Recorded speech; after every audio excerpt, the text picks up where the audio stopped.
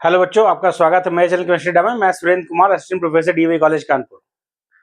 बेटा EMRS tier 2 यानी EMRS mains का डेट जो है वो डिक्लेयर हो गया है।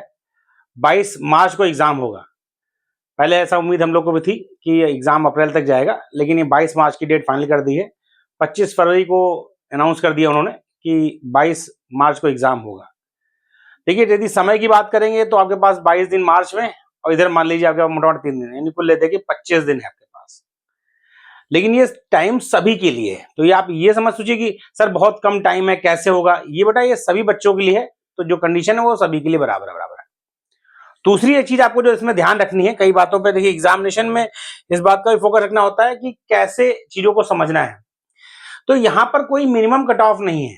जैसे यूपीपीएससी में है 40% मिनिमम है, तो उससे कम यदि मार्क्स आते हैं तो फिर आपका सिलेक्शन नहीं होगा, सीट भले वैकेंट चली है। जैसे आपने एलटी साइंस में देखा 1/4 बच्चा ही मेंस के लिए क्वालिफाई कराया गया। यहाँ ऐसा कुछ नहीं है, पहली बात तो ये ध्यान रखिए। फिर सभी बच्चों के लिए सेम जो है कंडीशन है। अब आपके पास जो 25 दिन उसको इस तरह समझिए कि पहला एग्जाम आपका है ये भाई जीआईसी या पीजीटी, या आप हम हायर एजुकेशन की बात करें तो हायर एजुकेशन का भाई जो पहला एग्जाम आपको यूपी में मिलने वाला था वो था आपका असिस्टेंट प्रोफेसर का अप्रैल में।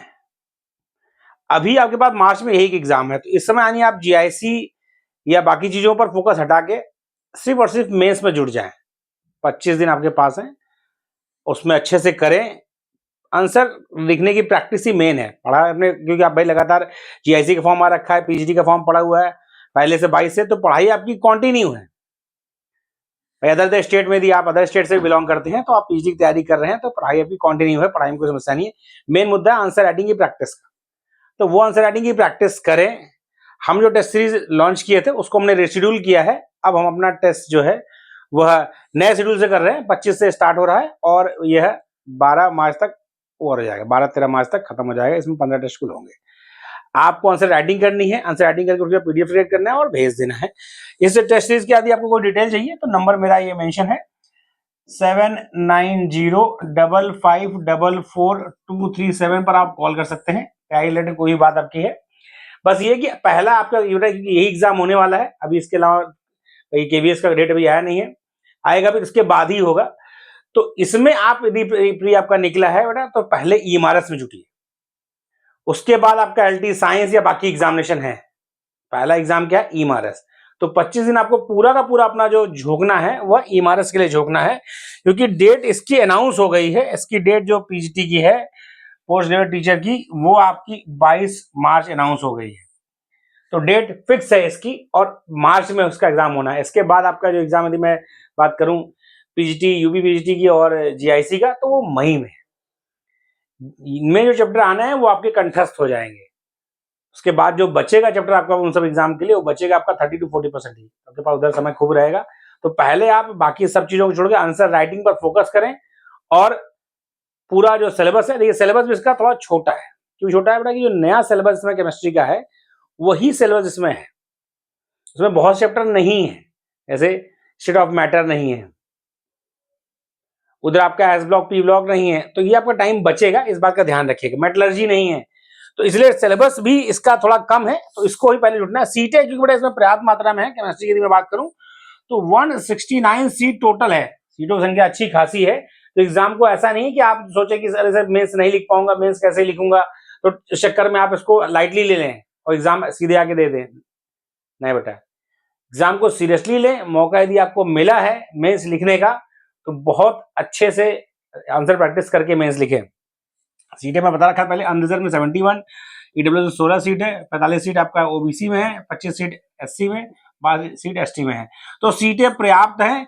तो पहला एग्जाम आपका ईएमआरएस है, तो मिशन ईएमआरएस पर लगे आप 22 मार्च तक। उसके बाद बाकी एग्जाम में आए, क्योंकि 22 मार्च तक इसमें लगोगे तो जितने चैप्टर इसमें पढ़ोगे वो तो आपके अच्छे से तैयार हो ही जाएंगे ना, क्योंकि बार बार आप लिखोगे उसमें बचेगा क्या? क्योंकि हम जो टेस्ट देंगे वो पूरा सिलेबस में कुछ बचना ही नहीं है।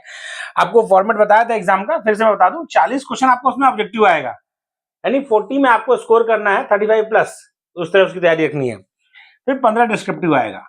तो आपको यहां से भी सपोर्ट मिलेगा, जो आपके बाकी रिमेनिंग एग्जाम पीजीटी के हैं वो यहां से तैयार होता जाएगा। ठीक, 3 घंटे का टाइम मिलेगा। लिखने का समय आपको पर्याप्त मिलेगा, लिखने समय पर्याप्त मिलेगा। प्रैक्टिस भी आपकी अच्छी है तो आप आंसर अच्छा राइट कर लोगे। अब आते हैं जो टेस्ट सीरीज हम अभी स्टार्ट कर रहे हैं, उसमें 25 तारीख को पहला यूनिट टेस्ट हो गया है। इसका सिलेबस दे रखा है basic concept of chemistry, structure of atom और classification of elements and periodicity in property. 26 को हर दिन होगा आपका टेस्ट, भाई दिन भर में आप रिवाइज करिए और टेस्ट दीजिए। दूसरा यूनिट टेस्ट आपका chemical bonding and molecular structure और केमिकल थर्मोडायनेमिक्स। तीसरा 27 को आपका होगा इक्विलिब्रियम एंड रेडॉक्स रिएक्शन। चौथा आपका होगा ऑर्गेनिक केमिस्ट्री यानी बेसिक ऑर्गेनिक केमिस्ट्री और हाइड्रोकार्बन, यानी आपका जो है 11th जो है 28 तारीख तक आपका रिबाउंड हो जाएगा। ये मेरा अपना है, टेस्ट दिया, आप आगे पीछे भी लिख सकते हो, लेकिन ज्यादा पीछे नहीं करना है, फटाफट तैयारी करनी है। सब त्योहार वगैरह को इस समय ओके करिए और लग जाइए तैयारी में अच्छे से। फिर आपका जो है 1 मार्च से आपका जो है 5th टेस्ट स्टार्ट होगा, यूनिट टेस्ट सोल्यूशन और इलेक्ट्रोकेमिस्ट्री का। 2 मार्च को आपका है छठा unit test chemical kinetics D block F block. 3 मार्च को आपका 4th टेस्ट है coordination compounds and haloalkane haloarenes. 6 मार्च को आपका 8वां यूनिट टेस्ट है। तो एक दिन आपका 2 दिन 4 और 5 को नहीं रखा है क्योंकि बड़ा त्योहार है, तो आपको कहने कहीं आप उसमें रिवीजन करिए, आगे बढ़िए। फिर आपका alcohol, phenol, ether, aldehyde, ketone, carboxylic acid. 7 को आपका है एमीन्स एंड बायोमॉलिक्यूल। 7 मार्च तक आपका पूरा यूनिट टेस्ट हो गया। मैंने कहा सिर्फ इमारत में जुटिए, बाकी एग्जाम को अभी ब्रेक दीजिए आप 22 तारीख तक। समझदारी यही है, ये आप ज्यादा इसमें कोई किसी तरह का डायलेमा मत रखिए। यदि आपका इमारत प्री निकला है तो आपको सिर्फ और सिर्फ इमारत पर जुटना है, बाकी को अभी पॉज करना है 22 तारीख तक। ये ध्यान रखिए, तभी आप सिलेक्शन ले पाओगे, वरना यदि आप डायलेमा में रहे तो फंस जाओगे। डायलेमा में नहीं रहना हमें। तो ये उसके बाद 8/3 से आपका पहला फुल लेंथ होगा, फिर 9 को दूसरा, 10 को तीसरा, 11 को चौथा, 12 को पांचवा और 13 को छठा। ये मैं अपना अपलोडिंग बता रहा हूं, आप आगे पीछे से कर सकते हो फुल लेंथ में, एक दिन ब्रेक देके कर सकते हो। अपलोड में कर दूंगा सारा। आंसर राइटिंग प्रॉपर करिए, क्वेश्चन जो भी आपको मिले उसे पूरा अच्छे से सॉल्व करिए टाइमिंग से। पेपर मेरा थोड़ा लेंदी रहता है, लेकिन उसकी चिंता मत करिए। सिलेबस में कुछ भी बचेगा नहीं क्वेश्चन फॉर्म में जो मैं आपको दूंगा नहीं। उसके बाहर से पेपर की उम्मीद मैं बिल्कुल नहीं करता पूरा, क्योंकि कुछ छोड़ूंगा ही नहीं, तो बाहर से आया कहां से। तो आपको इमारत जितने बच्चों का निकला हुआ है उन्हें पहले इमारत में जुटना है, क्योंकि उसके बाद जो एग्जामिनेशन है आपके पास गिरी हालत में, मान लीजिए पीजीटी वगैरह से किसी में भी समय आपके पास पर्याप्त है।